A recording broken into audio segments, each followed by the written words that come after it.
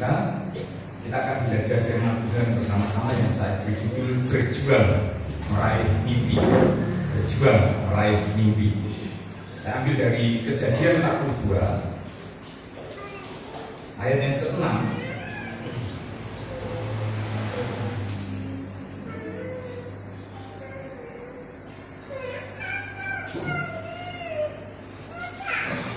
Kejadian 42 ayat yang ke-6, kemudian disambung ayat yang ke-9 bagian A. Kejadian 42, Kejadian pasal 42 ayat 6 dan disambung ayat 9 bagian A. Ayat 6 saudara akan membaca secara bersama-sama. Nanti ayat yang ke-9 bagian A saya akan baca untuk Anda. Semua sudah ketemu ya. Depan juga ada Alkitab elektronik. Baca bersama-sama. 2, 3. Sementara itu, selamanya dari bumi dan itu, dia yang menjual kepada seluruh rakyat itu. Jadi ketika saudara yang berkata, kepadanya mereka menghadap dan sujud dengan kepadanya sampai petang. Saya akan bacakan yang 9. Lalu teringatlah Yusuf akan mimpi-mimpinya itu tentang mereka. Yusuf teringat mimpi-mimpinya tentang saudara-saudaranya ini ya, ketika mimpi itu telah digenapi. Perhatikan baik-baik. Sebelumnya, ini menurut pemahaman saya, mungkin saja Yusuf ini lupa terhadap mimpi-mimpinya. Kenapa? Karena mimpinya Yusuf itu nampak mustahil bagi manusia. Benar, nampak mustahil bagi manusia. Tidak mungkin itu terjadi. Bahkan sudah Tuhan, kalau saudara melihat dalam Kejadian 37 itu adalah awal kisahnya Yusuf. Dalam Kejadian 37 ayat yang ke-10, saudara bisa melihat ketika Yusuf menceritakan mimpinya kepada bapaknya. Bapaknya itu berkata apa? Setelah diceritakannya kepada ayahnya dan saudara-saudaranya, maka ia ditegur oleh ayahnya. Apa katanya? Mimpi apa mimpimu itu? Macam apa kamu itu mimpimu itu? Masakan aku dan ibumu serta saudara-saudaramu sujud menyembah kepadamu sampai ke tanah? Mimpi itu rasanya mustahil terjadi. Dia ditegur oleh ayahnya. Mimpi apa kamu? Mungkin seperti itu ya. Sehingga akhirnya karena ayahnya pun tidak percaya, maka mimpi-mimpinya Yusuf itu terlupakan. Apalagi dengan pengalaman-pengalaman hidupnya. Ya, jadi mimpi-mimpinya Yusuf ini mustahil untuk terjadi. Tidak mungkin terjadi. Tidak mungkin terjadi. Tetapi kalau kita melihat juga, ternyata apa yang tidak mungkin itu mungkin saja terjadi bagi orang yang berjalan bersama-sama. Amin.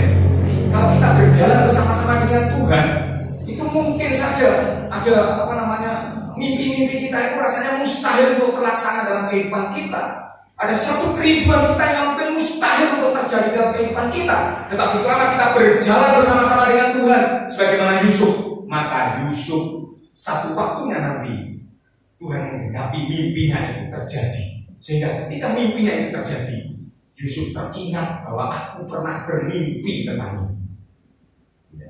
Aku pernah bermimpi tentang ini. Nah, saudara-saudara Tuhan, ayat ini juga memberitahukan kepada kita ada kalanya seorang pemimpin itu berangkat dari seorang pemimpi. Ya. Seorang pemimpin itu berangkat dari seorang pemimpi, sekalipun saya mau katakan kepada kita bahwa seorang pemimpi belum tentu menjadi pemimpin. Kenapa? Karena ada orang yang mimpi, bangun tidur, terus kemudian apa? Tidur lagi, meneruskan mimpinya. Tetapi kita lihat Yusuf yang meraih mimpinya ketika dia bermimpi, dia bangun dari tidur dan dia berjuang untuk meraih mimpinya. Maka hari ini kita akan belajar tentang Yusuf, bagaimana Yusuf ini berjuang meraih mimpinya. Kalau kita melihat saudara-saudara, pengalaman hidup yang dialami oleh Yusuf, saudara-saudara, ya, itu tidak semudah yang dikisahkan oleh Alkitab ini. Yang dikisahkan oleh Alkitab ini kan kelihatannya simpel, Yusuf A, B, C gitu ya. Tapi kalau kita mengalami apa yang dialami oleh Yusuf, maka itu menjadi hal yang sangat berat, menjadi hal yang sangat menekan kehidupan kita. Tetapi kita belajar pada Yusuf bagaimana Yusuf ini berjuang untuk meraih mimpinya itu terlaksana dalam kehidupannya. Mari kita melihat perjuangan-perjuangan Yusuf dimulai dari satu, dia dibenci oleh saudara-saudara. Dia dibenci oleh saudara-saudara. Ketika dia menceritakan mimpinya ini, dia dibenci oleh saudara-saudaranya. Kita melihat faktor mengapa Yusuf dibenci itu terdapat dalam Kejadian 37 ayat 2 sampai 4. Saudara-saudara.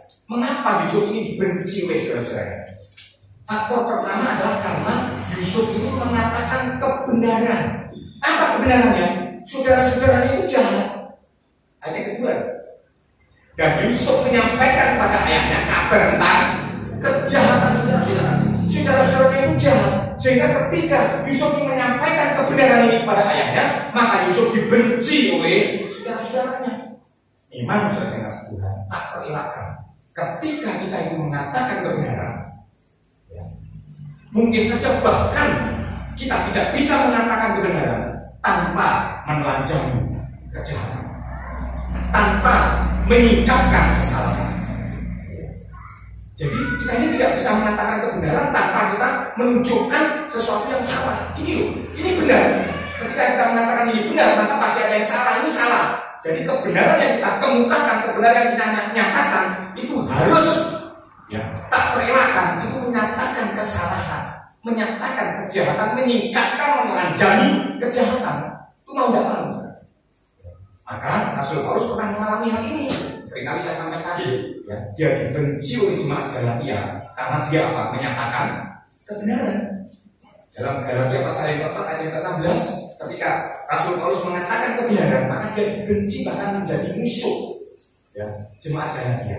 Lalu kebenarannya apa? Kebenaran yang disampaikan oleh Rasul Paulus pada jemaat Galatia ini. Apa kebenarannya? Kebenarannya adalah bahwa jemaat Galatia ini jemaat yang bodoh. Kenapa jemaat Galatia yang dikatakan bodoh? Pasal yang ketiga dari Galatia. Silakan dibaca bersama-sama. 1, 2, 3. Adakah kamu sebodoh itu? Kamu telah mulai dengan roh, maukah kamu sekarang mengakhirinya dalam daging? Ini adalah salah satu kebenaran, salah satu kesalahan, salah satu kejahatan maksudnya yang disingkapkan oleh Rasul Paulus dari jemaat di Galatia. Yaitu apa? Jemaat Galatia ini jemaat yang bodoh. Kenapa? Karena dia memulai dengan roh, mereka memulai dengan roh, tetapi mengakhirinya di dalam daging. Saya berharap jemaat di sini tidak ada yang seperti itu. Amin. Katakan sebelah kanan dulu, itu bukan aku. 1, 2, 3. Itu bukan aku. Itu bukan aku. Ya. Jadi jemaat di sini tidak ada yang seperti itu. Semuanya jemaat yang cerdas, semuanya jemaat yang bijaksana, yang tetap bertahan ya dalam keadaan apapun juga. Saya kasih Tuhan ini yang pertama. Yang kedua, faktor yang kedua, kenapa kok Yusuf ini dibenci oleh saudara-saudaranya? Dia bukan hanya mengatakan kebenaran, tetapi saudara-saudaranya ini iri hati terhadap setiap kebaikan yang dialami oleh Yusuf pada waktu itu. Ya, iri hati. Jadi faktor kebencian saudara-saudaranya adalah iri hati. Dan Alkitab mencatat dalam Yakobus 3:16, di mana ada iri hati, di situ ada segala macam perbuatan jahat. Betul ya? Dan segala macam perbuatan jahat yang dilakukan oleh saudara-saudara Yusuf adalah berniat membunuh Yusuf. Dan Alkitab mencatat dalam Kejadian 37 ayat yang ke-20. Ya, itu apa? Kisah dari Yusuf ayat yang ke-20 dari Kejadian 37. Kita bunuh dia, kita masukkan dalam sumur, dan kita lihat bagaimana jadinya mimpinya ini. Kejahatan saudara-saudara Yusuf, kebencian saudara-saudara Yusuf itu ya berniat membunuh Yusuf atau menghancurkan mimpinya Yusuf.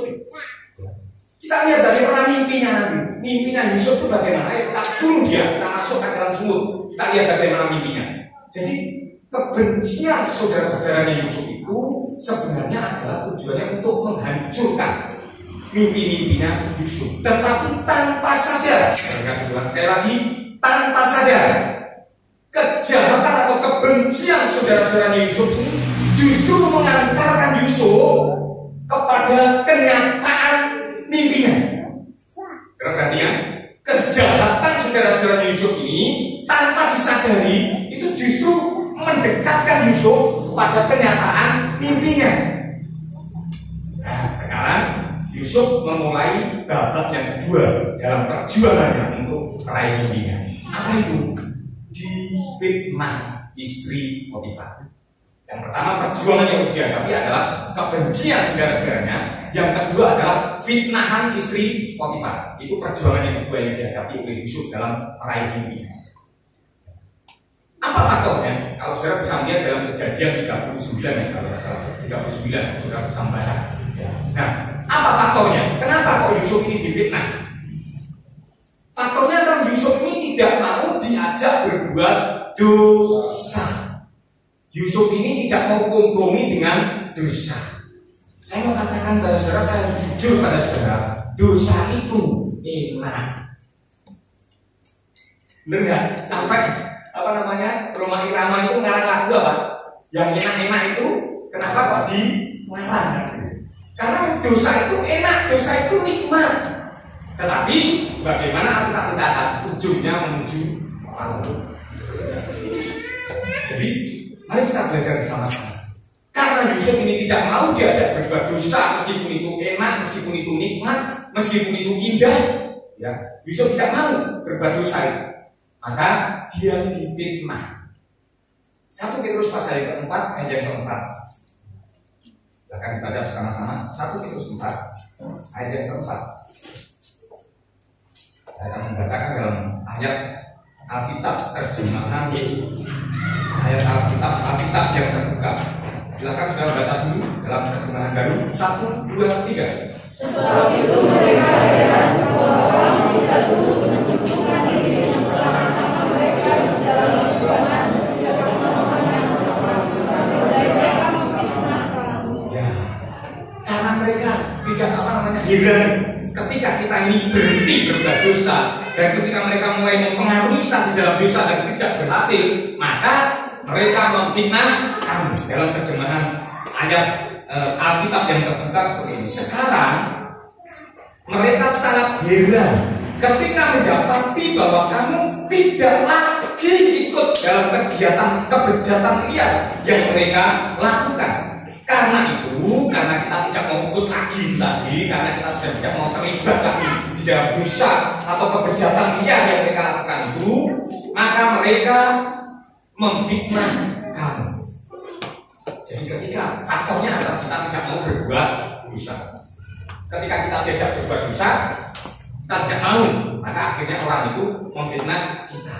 Nah, sekarang kasih Tuhan, kita kembali pada firman Tuhan. Kita melihat ketika Yusuf menolak cinta liarnya istri Potifar, kita lihat kebencian saudara-saudara Yusuf itu membawa Yusuf ke dalam sumur, memasukkan Yusuf ke dalam sumur. Tetapi cinta liarnya istri Potifar ini memasukkan Yusuf ke dalam penjara. Makanya saya katakan ini perjuangan melawan apa? Melawan cinta yang liar tadi. Cinta yang liar. Ini sangat penting saya sampaikan kepada saudara. Mari kita belajar seperti Yusuf. Jangan sampai kita ini terkecoh dengan keindahan-keindahan dunia yang mungkin menjanjikan kemuliaan, sebagaimana Yusuf mungkin dijanjikan kemuliaan oleh istrinya Potifar. Kenapa? Karena kalau kamu mau jadi simpenanku, segala macam apa yang kamu butuhkan tak cukupi. Seperti itu. Ya. Kalau kita melihat fitnah itu, karena Yusuf tetap tidak mau, maka difitnah, dan fitnah itu firman Tuhan berkata lebih bukan firman Tuhan ya, fitnah itu lebih kejam dari pembunuhan. Itu mungkin kata-kata bijak atau bagaimana ya.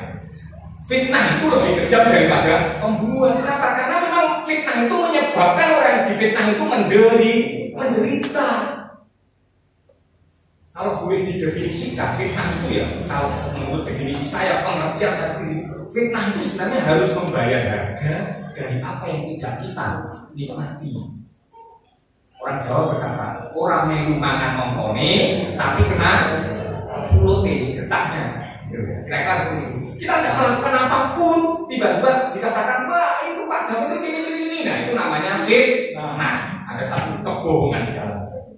Nah, makanya dikatakan fitnah itu bisa jadi lebih kejam daripada pembunuhan. Maka kita berkata, fitnah itu tidak ada tempat kecuali di bukan saya, Alkitab yang berkata. Di dunia itu tidak. Dalam Mazmur pasal yang ke-140 ayat yang ke-12, saudara bisa lihat di sana, bahwa pemfitnah itu tidak akan diam di bumi. Mazmur 140 ayat yang ke-12, pemfitnah itu tidak akan diam, tetap di bumi.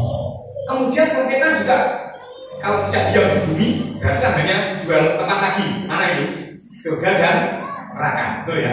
Jadi bumi tempat kita berpijak ini, yang ini netral, nanti di bumi inilah kita menentukan tujuan kita itu ke arah surga atau ke arah neraka. Itu di bumi ini kita tentukan, gitu ya. Nah, kalau di bumi saja pemfitnah itu sudah tidak ada tempat, maka hanya ada dua lagi, di surga atau di neraka. Lalu kita cek di surga bagaimana? 1 Korintus 6 ayat yang ke-10. Kita cek di surga ya, kita cek di surga. Ya. Kita cek di surga. Pencuri, orang kikir, pemabuk, apalagi pemfitnah dan penipu tidak akan mendapat bagian dalam kerajaan. Firman Tuhan yang berkata, berarti di kerajaan surga pun tidak ada pemfitnah. Satu-satunya tempat yang belum disebutkan adalah neraka. Jadi pemfitnah itu tidak ada tempat kecuali di neraka. Nah, terima kasih Tuhan. Kita melihat lagi kembali pada firman Tuhan. Nah, fitnah istrinya Potifar ini ketika Yusuf tidak mau diajak berdosa, tujuannya adalah supaya Yusuf itu membusuk di penjara. Kira-kira seperti kira-kira ya. Komik mantau gimana? Cinta itu cinta mati, tiba-tiba bertepuk sebelah tangan. Ya kalau itu cintanya itu masih podo sendiri tidak apa-apa. Ini sudah punya suami. Ya, Potifar dan suaminya adalah majikannya Yusuf, sangat dihormati. Makanya Yusuf berkata, oh aku tidak akan berbuat dosa dengan hal ini. Ya, aku akan berbuat dosa bukan hanya pada Potifar, tetapi juga kepada Allah. Katakan seperti itu. Ya. Ketika bertepuk sebelah tangan, maka istrinya Potifar ini, ya saya harus tidak mencatat namanya ya. Kita tidak mencatat namanya. Ya, itu pasti gemes, pasti getem-getem, maka dia akhirnya memfitnah sedapat mungkin bajunya Yusuf masih ada di tangannya. Makanya terjadi dia fitnah supaya apa? Rasakan lu Yusuf. Kalau nggak mau tak seneng sekarang busuk penjara. Jadi seperti kata-katanya, kata-kata kasarnya istri Potifar itu seperti itu. Kamu nggak mau saya senangkan, ya. Kamu nggak mau saya beri kenikmatan. Sekarang tak beri kesengsaraan kan? Membusuk dalam penjara. Kapok enggak? Tapi kita melihat tanpa sadar, sekali lagi tanpa disadari, fitnah istri Potifar ini justru semakin mendekatkan Yusuf kepada kenyataan mimpinya. Kita melihat orang yang berjalan bersama-sama dengan Tuhan, sekalipun mengalami banyak masalah, banyak tantangan, ya, yakin dan percaya tantangan-tantangan yang Tuhan ini itu akan semakin mendekatkan engkau pada kenyataan mimpi. Sekarang Tuhan Yusuf memasuki babak baru lagi. Ya. Kalau tadi babak yang kedua adalah difitnah oleh istri Potifar, babak yang kedua yang berada di penjara dilupakan oleh juru minuman. Perhatikan, dilupakan oleh juru minuman raja. Kita melihat kisahnya itu dalam Kejadian 40. Saudara bisa melihat membaca di rumah ya. Kejadian 40 itu dilupakan oleh juru minuman raja. Nah, saudara kasih Tuhan, apa faktornya? Kenapa Yusuf ini dilupakan? Sangat manusiawi sekali, saudara. Alasannya itu sangat manusiawi sekali, sangat alamiah. Mengapa? Sebab lebih mudah mengingat kejahatan seseorang daripada mengingat kebaikannya. Manusiawi banget ini. Manusia itu mudah sekali melupakan kebaikan, tetapi kalau melupakan kejahatan, orang Jawa berkata nanti ijo balungku, tetap tak ingat-ingat kesalahanmu. Gitu ya. Jadi sulit untuk melupakan kejahatan, tapi kalau untuk melupakan kebaikan, itu aja hilang. Dengan mungkin melakukan kejahatan sedikit saja, kebaikannya hilang semua. Ya, kebaikannya itu hilang semua. Nah, dalam kaitannya kita dengan Tuhan, hubungan kita dengan Tuhan, ada berapa banyak di antara kita umat Tuhan ini yang seringkali kita ini melupakan kebaikan Tuhan. Lalu kita melupakan kebaikan Tuhan hanya karena dalam tanda kutip didikan kecil yang Tuhan berikan kepada kita, yang kita anggap sebagai dalam tanda kutip juga kejahatannya Tuhan. Tuhan itu jahat. Saya ini sudah melakukan ini, melakukan itu, dan kok saya alami seperti ini. Jadi kadang-kadang kita ini apa kebaikan Tuhan yang luar biasa, kebaikan Tuhan yang dasar itu tadi tertutupi hanya karena dalam tanda kutip kejahatan Tuhan yang kita anggap jahat itu. Jika Tuhan yang kita anggap jahat itu. Kita melupakan. Akibatnya, saudara baca dalam Mazmur 103 ayat yang kedua. Akibatnya, kalau kita lupa dari kebaikan Tuhan, akibatnya Mazmur 103, pujilah Tuhan, hai jiwaku, dan janganlah lupakan segala kebaikannya. Mengapa orang sulit untuk memuji Tuhan? Bahkan orang itu tidak bisa memuji Tuhan karena mereka lupa terhadap kebaikan Tuhan. Oleh karena diri, ingat kebaikan Tuhan ya. Tuhannya kebaikan Tuhan itu tak terhingga, tak itu, tak saudara melihat ayat-ayat berikutnya itu dalam terjemahan yang lain itu bukan tanda seru, ada tanda titik-titik dua. Bawah-bawahnya itu ayat yang ketiga dan keempat dan sebagainya itu menyatakan segala kebaikan Tuhan yang perlu kita ingat. Dia yang mengampuni dosamu, dia yang membebaskan engkau dari lubang kubur dan sebagainya. Ayat 3 dan ayat yang keempat kalau saudara melihat. Halo, ada begitu banyak di antara kita yang seringkali melupakan kebaikan Tuhan itu hanya karena kita tidak punya uang mungkin, hanya karena ekonomi kita mungkin sangat terdesak, waduh aku tidak punya uang atau masalah-masalah yang lain membuat kita lupa terhadap kebaikan Tuhan yang Tuhan lakukan dalam kehidupan kita. Ya. Mari kita belajar seperti Yusuf. Belajar seperti Yusuf. Sekalipun kalau bisa seperti Yusuf tidak pernah berhenti berharap. Amin. Jadi dia selalu mengingat kebaikan Tuhan. Dengan mengingat kebaikan Tuhan, maka kita bisa memuji Tuhan dalam keadaan apapun juga. Dalam keadaan apapun juga. Ini dalam kaitannya dengan Tuhan. Nah, sekarang terus dalam kaitannya dengan hubungan kita dengan sesama. Sekali lagi sangat manusiawi banget, sangat manusiawi banget. Kalau orang itu mudah melupakan kebaikan. Mungkin saja saya kasih Tuhan, kebaikan kita itu dilupakan oleh orang. Mungkin saja itu terjadi. Kita telah berbuat baik pada seseorang, ternyata kebaikan kita itu dilupakan begitu saja. Tidak ingat dengan kebaikan yang kita lakukan. Itu bisa saja terjadi. Tetapi saya mau katakan kepada setiap kita, Tuhan tidak pernah lupa terhadap kebaikan. Amin. Tuhan tidak pernah lupa terhadap setiap kebaikan yang kita lakukan. Mari kita lihat dalam Ibrani pasal yang ke-6 ayat yang ke-10. Bisa lihat di sana. Ibrani pasal yang ke-6 ayat yang ke-10. Sebab Allah bukan tidak adil sehingga Ia lupa akan pekerjaanmu. Jadi Tuhan tidak pernah lupa terhadap pekerjaanmu. Tuhan tidak pernah lupa terhadap kasih-Mu yang kamu tunjukkan terhadap namanya oleh pelayanan kamu kepada orang-orang kudus yang masih kamu lakukan sampai sekarang. Sampai sekarang saudara masih melakukan kebaikan, sekalipun mungkin orang lain melupakan kebaikanmu. Kenapa? Karena Tuhan tidak pernah lupa terhadap kebaikan yang kita lakukan. Nama Tuhan tidak pernah lupa terhadap kebaikan yang kita lakukan. Hanya ayat yang ke-11, kami ingin, ini adalah para rasul, rakyat Tuhan, para hamba Tuhan yang adalah wakil Tuhan di bumi ini. Tuhan ingin melalui para rasul ini supaya kamu masing-masing menunjukkan kesungguhan yang sama. Jadi ketika kita melakukan kebaikan, lakukan dengan sungguh-sungguh. Amin. Ketika kita melakukan kebaikan, lakukan dengan sungguh-sungguh. Kenapa? Ayat yang ke-12 langsung mengangkat. Agar kamu jangan menjadi lamban. Kalau kita tidak sungguh-sungguh melakukan kebaikan itu, maka ketika kita diperhadapkan kepada masalah-masalah mentok, masalah-masalah hidup tetap, maka yang terjadi kita menjadi lamban.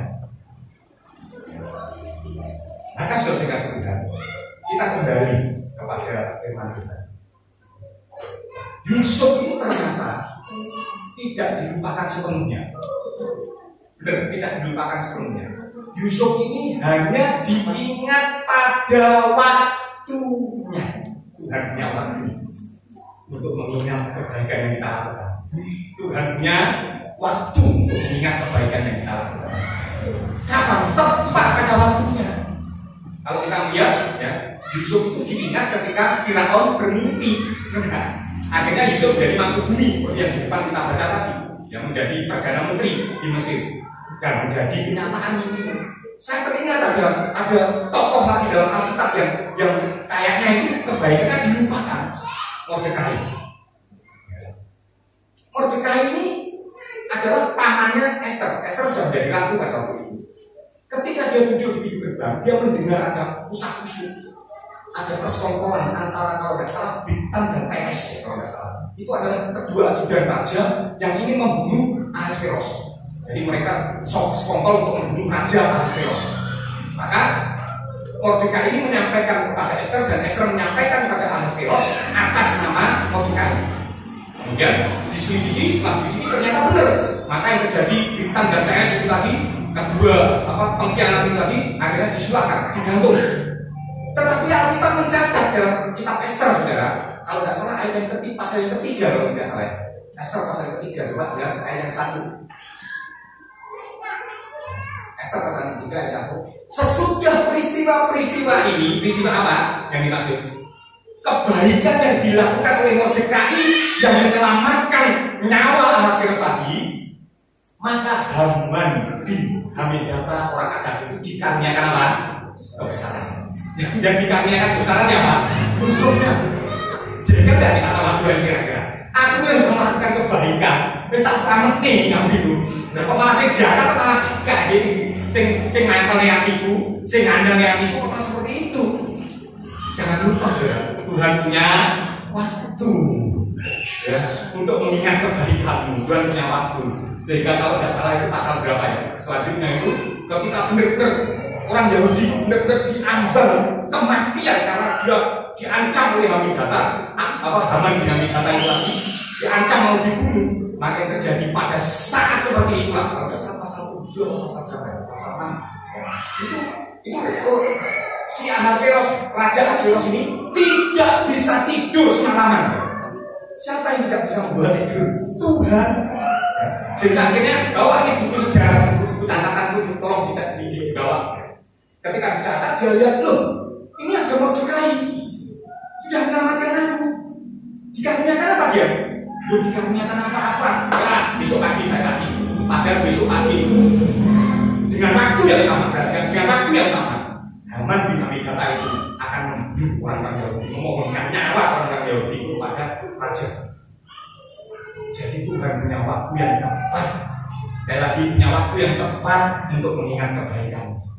Hari-hari ini seakan-akan Tuhan lupa terhadap kebaikanmu. Ingatlah Yusuf, ingatlah Ishak Mordekai bahwa Tuhan punya waktu yang tepat untuk mengingat mimpi. Jadi kata, amin. Saya rasa kita benar firman Tuhan yang dapat saya sampaikan kepada setiap kita. Mari berjuang meraih mimpi, belajar pada Yusuf. Sekalipun mungkin dibenci oleh saudara-saudara kita, sekalipun mungkin difitnah oleh orang yang mengajak kita berbuat dosa dan kita tidak mau, dan sekalipun mungkin kita dilupakan oleh orang-orang yang kepadanya kita berbuat baik.